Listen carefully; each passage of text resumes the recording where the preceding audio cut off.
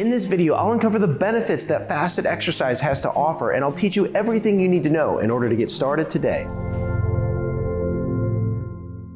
A lot of people look at intermittent fasting like it's some miracle strategy. They see all these people on the internet, they're getting great results with it, and they want to get those same results. But then they use it and things just aren't working out. And then they come to realize there's a little bit more complexity to it than what they understood originally. When you see all these people who have great physique online, when you see bodybuilders, when you see a lot of people that are doing a very good job of looking their best, one of the things that they're using is intermittent fasting, but they're adding in a strategy, and that's fasted exercise. So that's why in this video, we're gonna talk about fasted exercise for weight loss.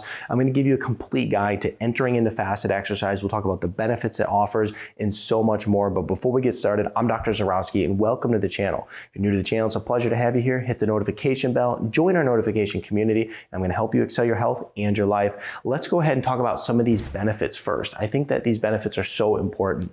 And after we talk about the benefits, we'll talk about the proper hours you need to do this within. We'll talk about the things you need to watch out for, the big mistakes a lot of people make. And then lastly, a few pro tips in order to set you up for success. Let's talk about these benefits. Now, one of the first benefits is going to be increased fat burning. Now, the increased fat burning is a huge benefit a lot of people are looking for. The reason it works so well when you're doing fasted exercise is simply because in that fasted state, you're already pushing yourself towards that state of ketosis. You're already starting to transfer from a sugar burner to a fat burner. And when you actually are in the fasted state and you exercise, it just promotes that even further. So let's say you're in that fasted state, your body makes that transformation from sugar to fat burning, and then you go and you do the fasted exercise, it just starts ripping through the weight loss, and it works really well because your body at that point is being forced to use that fat for energy, and that's its fuel source, and it just really does a phenomenal job at it. So fasted exercise is great for fat burning. It also is great for hormone boost. This is something that I never hear people talk about. And when you're doing this fasted exercise, you're boosting a lot of great hormones in your body, which is really good because it has a huge anti-aging effect, which is pretty good if people want to look young and also just look good in general. Now, this hormone boost that you're going to get is first of all going to be from growth hormone, okay? When you're going and doing the fasted exercise, the science shows that in women, it boosted growth hormone upward of 1,300%, in males upward of 2,000%. This growth hormone is very important because as we age, it declines, but also it's important for repair of our body so that you can recover properly from your workouts. And of course, like I said from the beginning, anti-aging, which most people want that benefit. Now, when it comes to hormones, growth hormone's one great benefit, but it also, for women, it's going to help balance out your hormones. The female hormones. For men, it's going to help boost testosterone. It's a really, really great way to just get some good hormonal benefit. Fasted exercise is for the win on this one. Improved muscle development, okay? I think this is really important because a lot of people out there who are, bodybuilders, people who look really good. Like, I mean, come on, let's face it. Most people are following someone online that has some great physique, male or female, it doesn't matter. Because when you look at like Instagram, for instance, it's just chocked full of that kind of stuff. Female, men, both just running fitness accounts, and they look amazing. One of the strategies they often use is going to be intermittent fasting.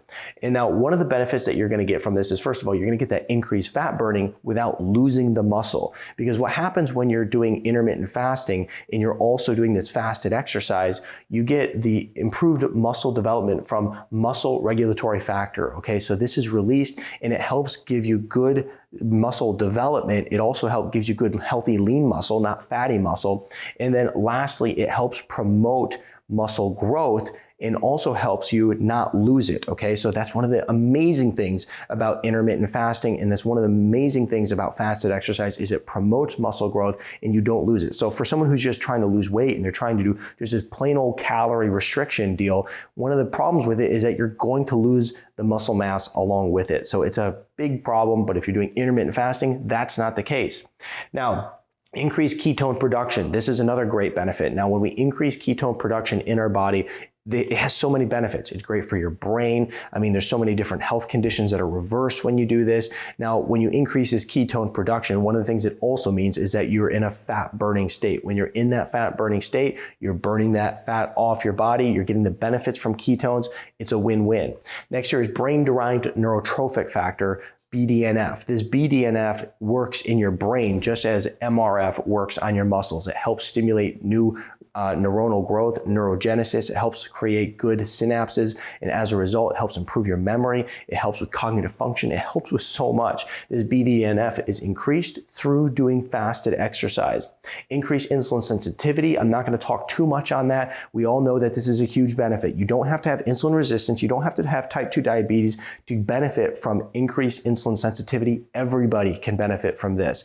Fasted exercise is a great way to make all of your hormones more sensitive, and especially insulin. Mitochondrial biogenesis is another major benefit. When you do fasted exercise, it stimulates the creation of good, healthy mitochondria. Now, mitochondria are the powerhouse in the cell. This powerhouse is going to be responsible for going and producing your internal energy. Okay, so a lot of people are looking for external sources of energy, caffeine, all these different nutrient drinks. Many people are looking to that external source, but the truth is we want to have a good internal source of energy. Mitochondrial biogenesis from fasted exercise is a great way to improve your natural energy stores. Let's talk about the best time to do this here. Now, the thing is a lot of people will think, well, fasted exercise, so as long as I'm fasted, then that's considered fasted exercise. Big wrong there. Now, the reason for this is because fasted exercise is when you are in a fasted state, in your physiology actually shows that you're in a fasted state. This is actually a piece from some research, and what it shows to us is what is happening as you fast. So this is the 5-hour mark, this is the 10-hour mark, and then 15-hour. Now what we're seeing here is this is your glycogen stores. This is your stored sugar in your body.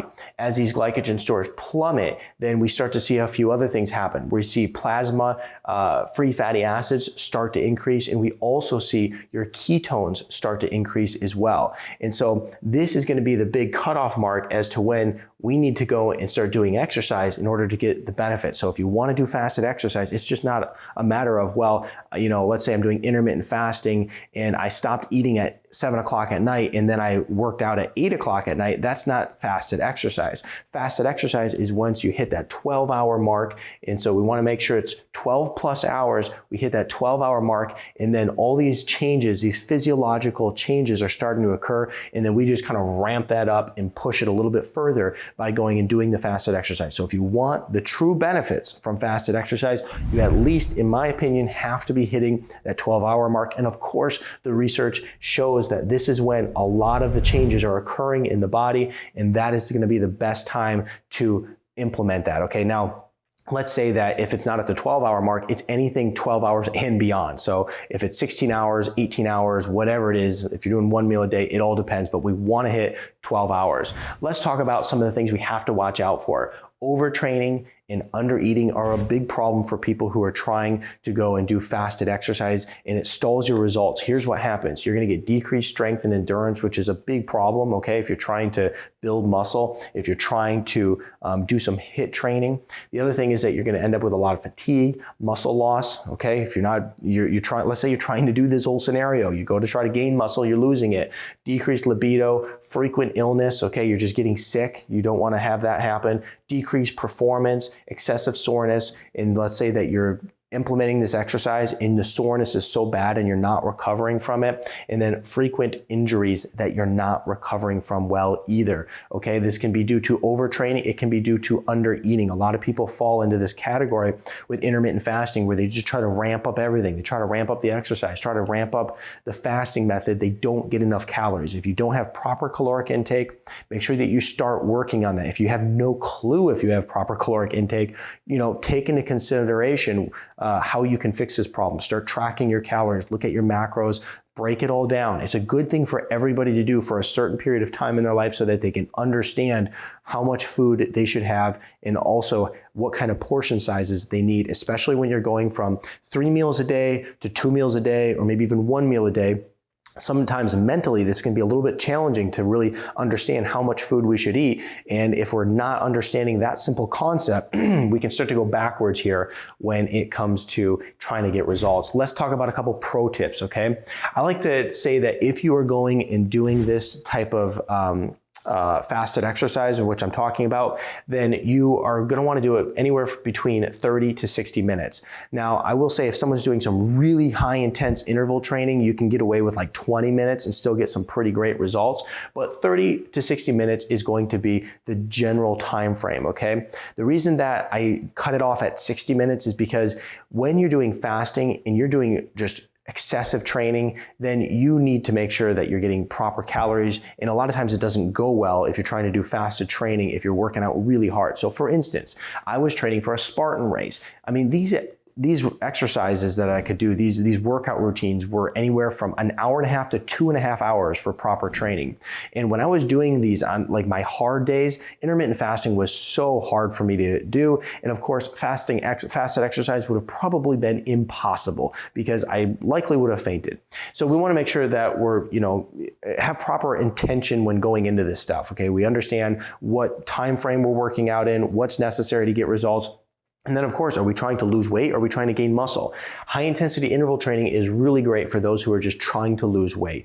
Getting that HIIT in is great. If you're not familiar with HIIT, I'll put a link right up here. Also, I'll put a link at the end of this video so you can learn more about HIIT, so check that out. Next, what we want to take a look at here is if you're trying to gain some muscle mass, then weight training is going to be your best bet during this time. So losing weight, high intensity interval training. Weight training, you want to just make sure that you're doing that 30 to 60 minutes of weight training while fasted. If you're trying to do both, let's say you're trying to lose some weight, gain some muscle, going and switching from one to the other day after day is also highly beneficial. I do that in a lot of cases. I'll do HIIT training one day, weight training the next.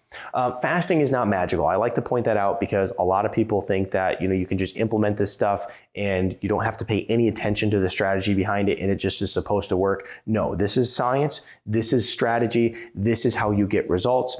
The next thing that a lot of people ask me is, can you take essential amino acids when doing fasted exercise? I personally do. The reason for this is because, first of all, I'm taking a good quality amino acid that's not going to mess up my fast. The reason for this is because I'm using it while doing the exercise, all right? Now, one thing I want to point out is that if you're going and taking an essential amino acids while sitting at your desk chair, then it's likely going to break your fast. If you're doing it with exercise, it's a different scenario. You're going to utilize that very quickly in your system. So I'll take like a half a scoop of essential amino acids prior to my workout, half a scoop after, and that's how I know that my muscles are getting the proper building blocks so that I can actually increase strength. But the other thing is that because I'm using a good clean one that is loaded with, first of all, sea salt. It has lots of good sea salt for electrolytes, and then also it's sweetened with stevia. I know that it's not going to be spiking my blood sugar out of control. I use essential amino acids, and I recommend it while doing fasted exercise for good results. It's not something you have to have, but I will say that if you're trying to build muscle and you're trying to gain strength, it's a great thing to use. I'll put a link in the description to the one that I use because, as I said, taking any essential amino acid is not going to be approved, but if you're taking a really good quality one that is really pure, really good, then that is something that can actually benefit you. So be sure to look at that. Now, be sure to give this video a thumbs up and also put in the comment section below what works for you when doing fasted exercise, some of the things that has maybe caused you to not get results, some of the things that helped increase your results. Put that in the description below. Share that with people because everybody needs to know that stuff. And give this video a thumbs up and check out this video over here on high intensity interval training because this is what's going to really help you lose some of that weight. Doing high intensity interval training will help keep your cortisol levels low compared to doing long-term steady state cardiovascular exercise.